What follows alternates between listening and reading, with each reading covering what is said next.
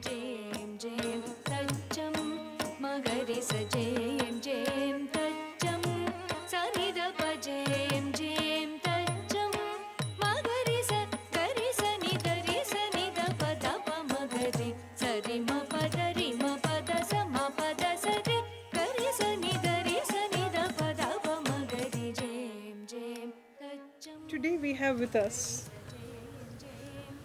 an artist who has reinvented her art and her life in very significant and in a very, very interesting manner.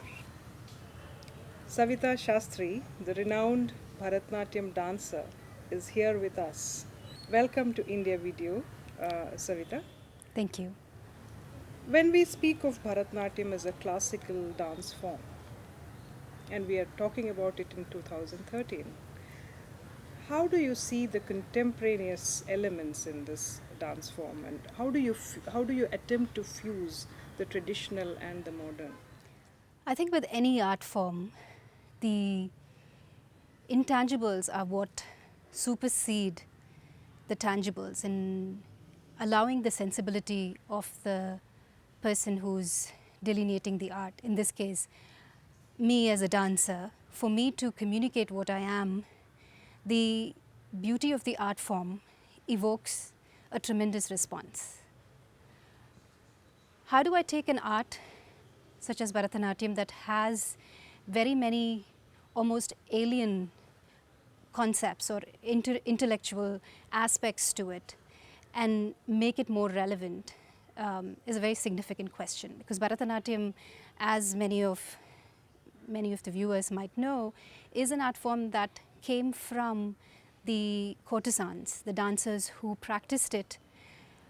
And there were certain traditions and certain paddhati, as it's called, that they followed, largely dictated by their clientele and a need to keep them within their sponsorship.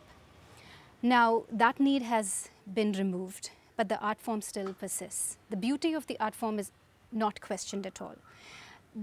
The physicality, the musicality of the art form continues to be relevant. However, the content has to change to become applicable to the times of today.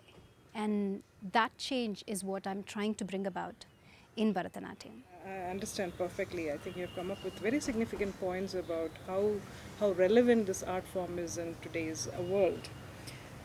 As far as I understand Bharatanatyam, this dance form has three very significant aspects to it, right? There is the nritta, or the pure dance. There is also the nritya, which is I think the hermeneutics of dance. It's all about interpretation. It's about miming a performance to the music, right? To the song. There is also the abhinaya, which is the drama part of the dance. Right. Right. How do you, in your dance performances, what kind of fusion do you try to bring in? How do you balance these three? What kind of proportions do you mix them in? For me to take Bharatanatyam and then to make it a communicative art form, there is a storyline. Now, the storyline dictates the expressions and the characters that are in it, quite simply because there is a structure that I have to adhere. Now, where do I bring the danceability into it? How do I dance board a story that has been written for me? For instance, in my previous production, Soul Cages, when the story was presented to me, this was exactly the predicament that I was in. How do I take it and then communicate the abstract forms that can be so easily written out? Now, Bharatanatyam, even though it has been used to tell stories of Krishna and Radha and Devi, and which are more visual in certain aspects, it can also be, in a very malleable way, used to communicate feelings, abstractions. So the nritta, the physical form of this dance, can be used to also communicate feelings. The expressive parts, which is when I use my face and I use my gestures to say come or there, those are very obvious. Now, when I use my movement to show bondage, then I'm using my entire body, and the expression on the face communicates that this is bondage. If I change my expression,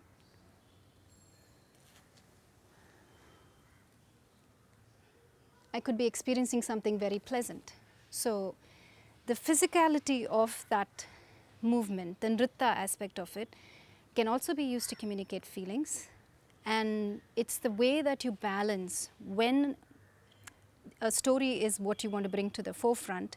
You want to balance enough of the physicality of the form with the storytelling so that you never draw away from that aspect of it. Because my role as a dancer is to communicate whatever the content is. And thereby, what I'm also doing is placing the emphasis on the content and making sure that the art form and the content get highlighted. Okay, that does make sense to me now.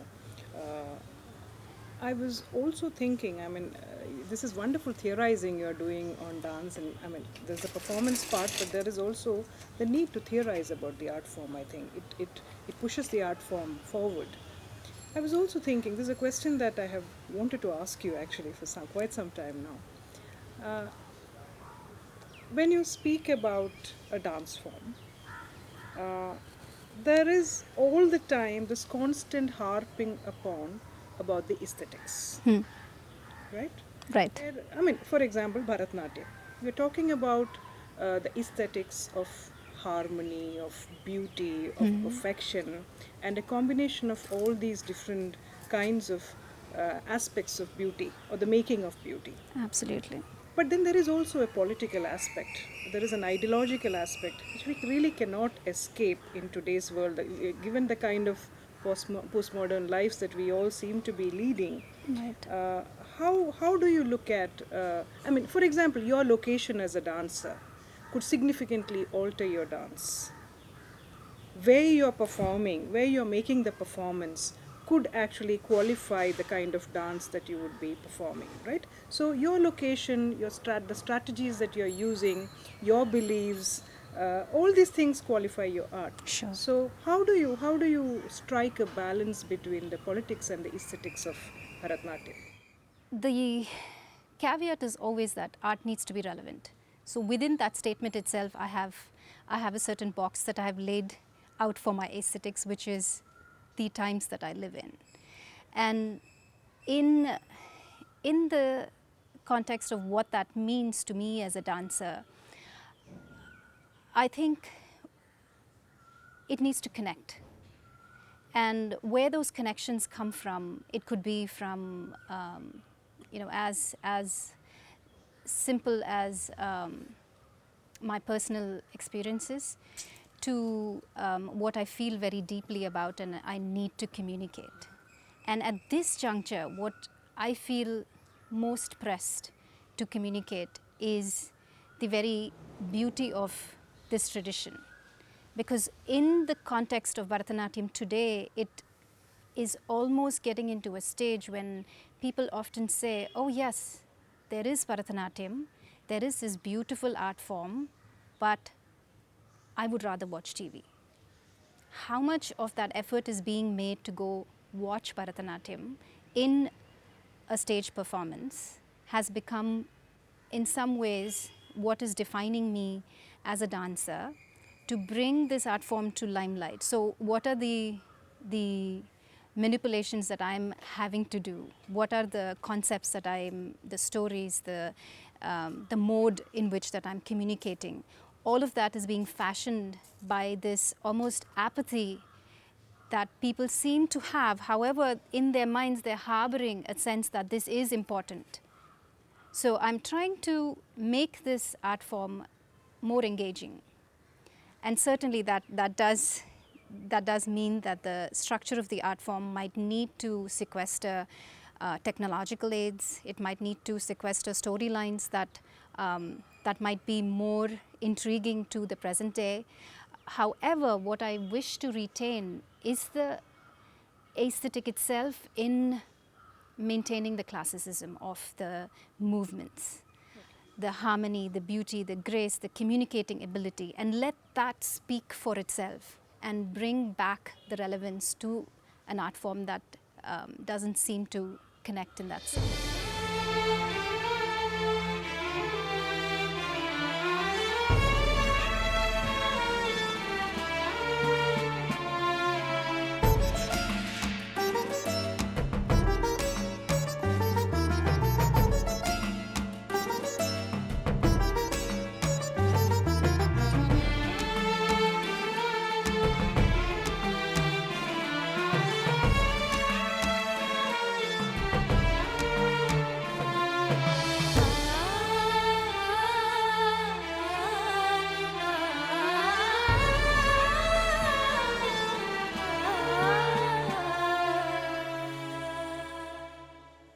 The difference between, say, a courtesan presenting her art form and my dance today is the use of lighting, the use of aesthetic props, even the voiceovers or the brochures that are given for easy access to what I'm doing for the audience.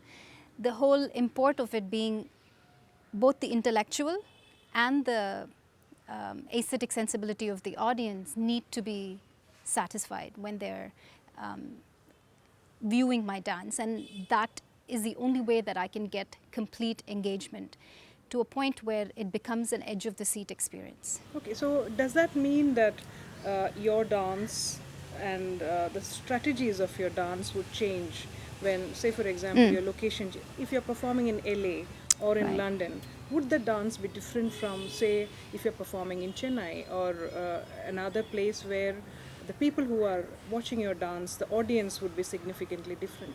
You know, you bring up a very interesting point of view, and there is a perception that there are certain places, for instance Chennai, that the audience, by virtue of being in a city where there is a lot of exposure to this art form, has a lot of knowledge about it.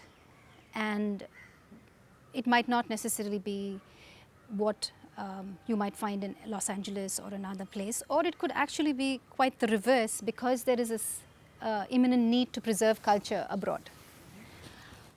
Whatever be the case, as a dancer, I find that all this manipulation that I do with my fingers tends to be mumbo jumbo for the predominant part of the audience.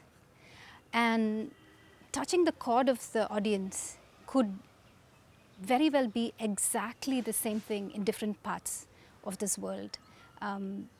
It's like taking a piece of music that A.R. Rahman made and evoking the same response no matter which part of this world you are in.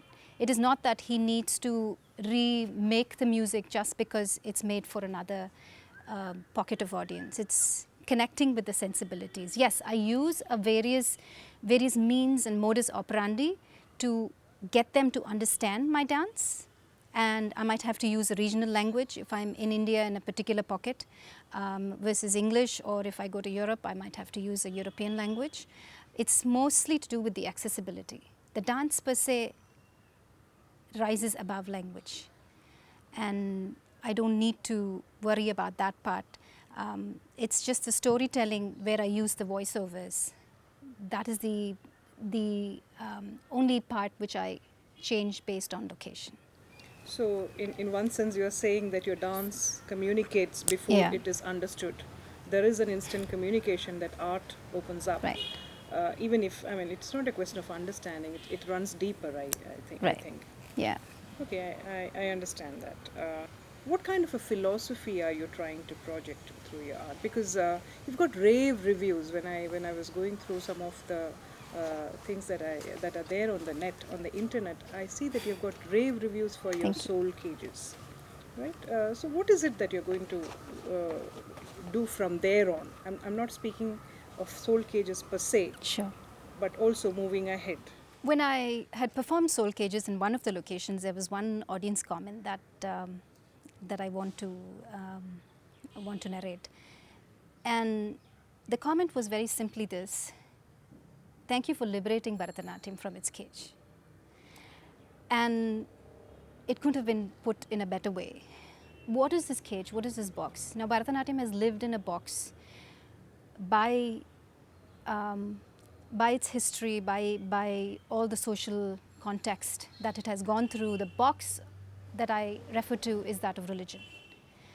And why does religion sometimes become a box? It's because you are trying to contextualize everything done in Bharatanatyam to a sense of spirituality, of religion. Even if it is as remote and as abstruse as having a very physical relationship of the heroine with the hero, you're still trying to contextualize it in a spiritual garb. This whole spiritualizing projects, I think, much more in India. Yes, compared to, say, ballet or other forms of art, this spiritualizing, and it is common to all dance forms, all classical dance forms of India. And this spiritualizing, this aspect of Bharatanatyam, I feel, has unfortunately limited it. And limited it largely because of the content that it is expected to deliver. That no matter what you deliver, there is this connection that I'm always talking to God. Even if I'm telling him that I really long to be kissed by his tender lips, it is still the Jivatma Paramatma, the Jivatma being the grosser self seeking for union with a supreme self. A teenager who was born and brought up in today's time finds this very out of sync with how they have been raised. And even audience goers are finding the rational side of their mind, questioning how does this really sit well with their own personal philosophy. So what am I trying to do? I'm trying to take out this demand of Bharatanatyam being connected to a spiritual realm, of having any sort of box. Why should it be limited by any box? Let's use it for what it is meant. It is a medium. It's a beautiful medium. I'm completely convinced that it is probably one of the best art forms that can be used to tell stories, which we as Indians are wonderful at. So let's go back, let's use Bharatanatyam as the paint, and let's tell beautiful stories. Let's make a canvas and not be worried about having any limitations for how it needs to be viewed. So my philosophy stems from that. What do I hope to communicate? Is it a particular sectarian philosophy? None at all. It's just the storyline. And it's a narrative that actually interests you, the narrative patterns, the narrative, right, the vivacity of the narrative itself. Yes, right? Absolutely. Okay. Absolutely. But then, since you spoke about spirituality sells, right? Especially soft spirituality that comes through in art is something that sells hugely, I think, especially when you package it in the right way to the West. This is something that I have been noticing with art in India in a very general sense. How do you respond to that? It almost seems very suggestive there, Meena. True. As much as spirituality sells, I think the point is to not market it in that way of taking the spirituality and letting stories where my God is shown in a poorer light than I imagine him. To me, somehow, I would find that very difficult to reconcile. I do not want to see my Krishna as a cheating husband or someone that I could go to when my husband is away and ask him to come to me because my mother-in-law is sleeping or my father-in-law is hard to hear, or these kinds of relationships with that Krishna is to me pandering. And the West needs to know of a deeper India than just the soft spirituality. And Bharatanatyam can, in just its beauty and its transcendence of the form, become spiritual in the experience that you have. And you don't need to have the guise of these stories. This is a fantastic answer, I think, because, say, if you noticed, we began with aesthetics, we moved on to politics, we then moved on actually to the philosophical, and we come to the ethical now. Right. So we are actually looking at different aspects and the way in which this art could grow by addressing these different aspects of that need to be taken into account.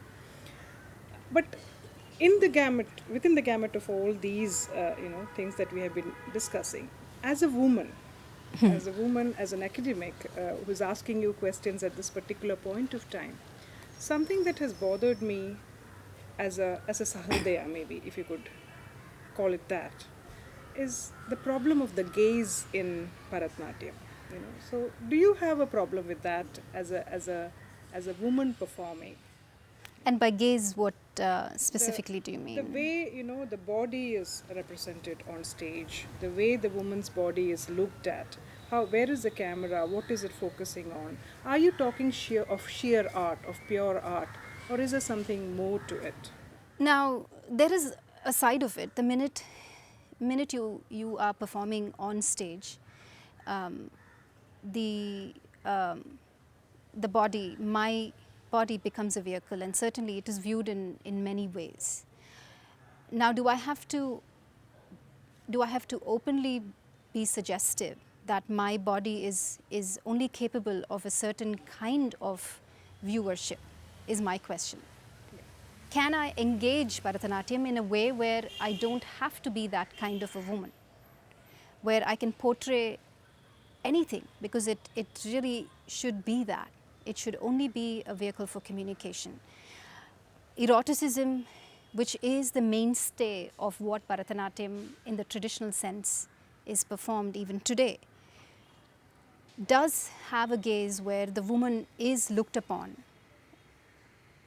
as seeking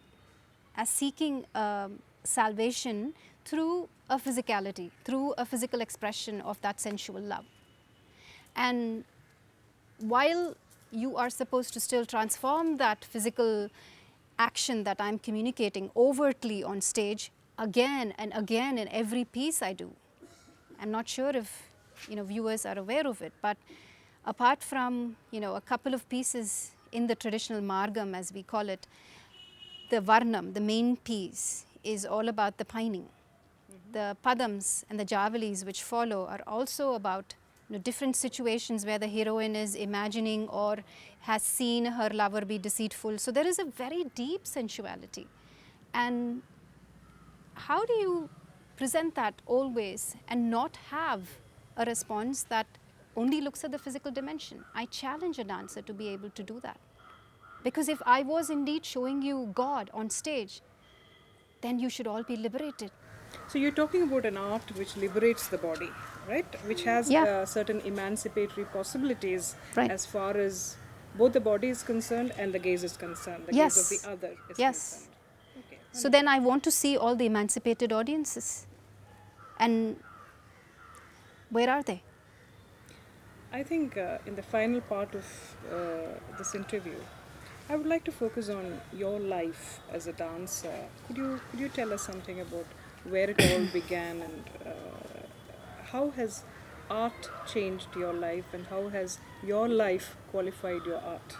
I started learning dance at a very young age. My influences for why I wanted to learn dance came largely because of location. I lived right across from Shanmugananda Hall, which was where all the doyens of the art form of all kinds of classical dance would come and perform, and I had free access both to them on stage as well as off stage, because I was so little and so well known to all of the watchmen, as we called them in those days, that I would be allowed to go just about anywhere.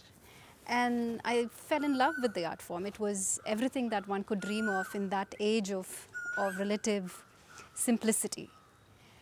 And my training in this art form took me to some wonderful teachers. I've been trained by Mahalingam Pillai in Mumbai, in Chennai by the Dhananjayans, as well as Adyar K. Lakshman. Artists who have not only the passion, but a fund of knowledge for how this art form needs to be performed. So I imbibed all of that with a view of adhering to just what I was taught for years. And I think that played a very important role. One needs to know what the tradition is before stepping out. And that tradition was passed on to me. And what luckily happened to me was my departure to go to the United States. And I say that luckily because often when you are always exposed to the art, you lose a sense of value for it. And when I was far removed from my center for art, I suddenly realized everything that I could have learned, but I didn't. And being so far away, it also provided me with this safety net to experiment, because nobody was watching. And that is important in the journey of an artist. So I could safely experiment, having had the years of tradition as a backing, and I'm positive some of those experiments I would never ever stage.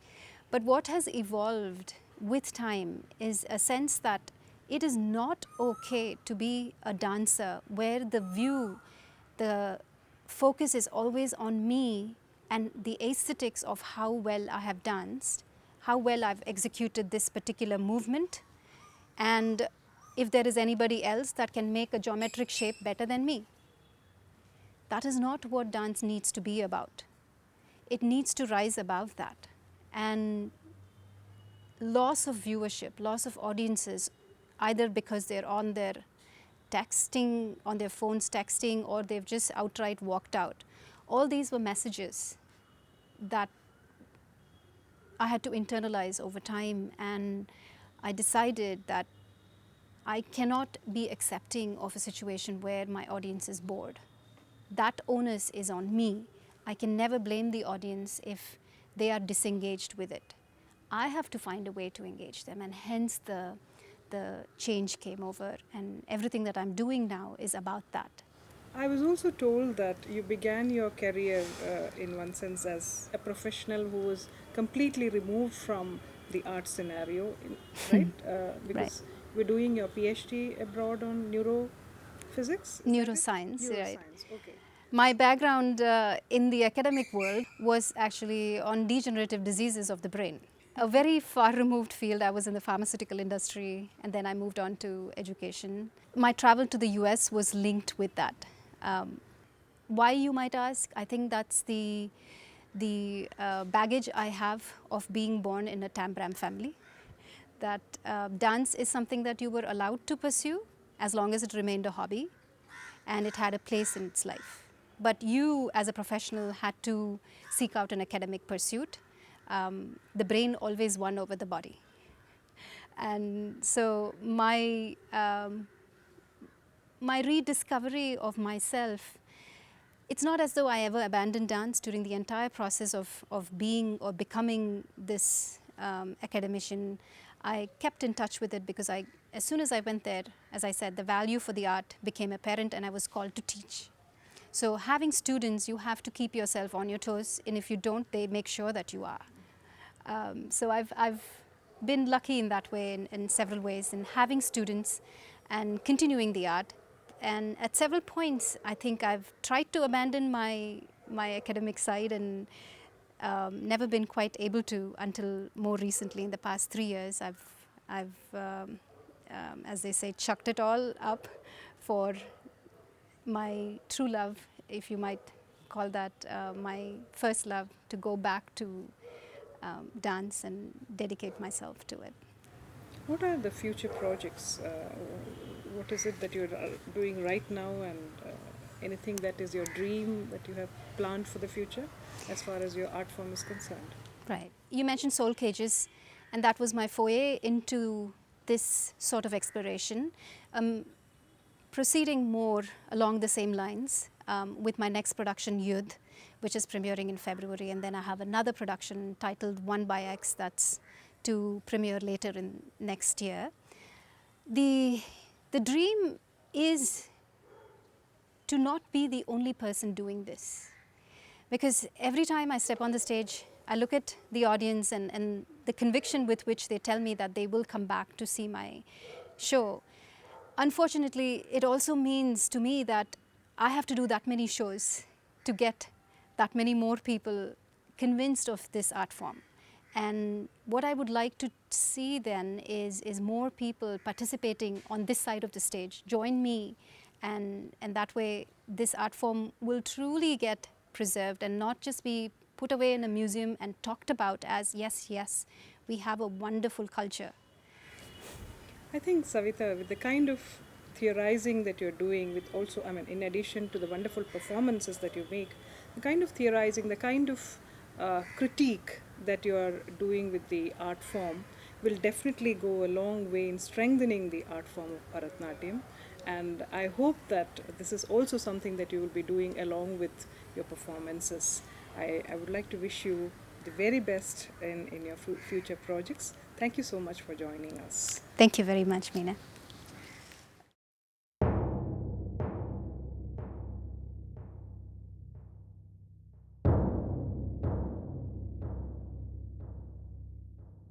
This is the war that has been fought for 1,000,000 years. This is a war that may continue for 1,000,000 years more.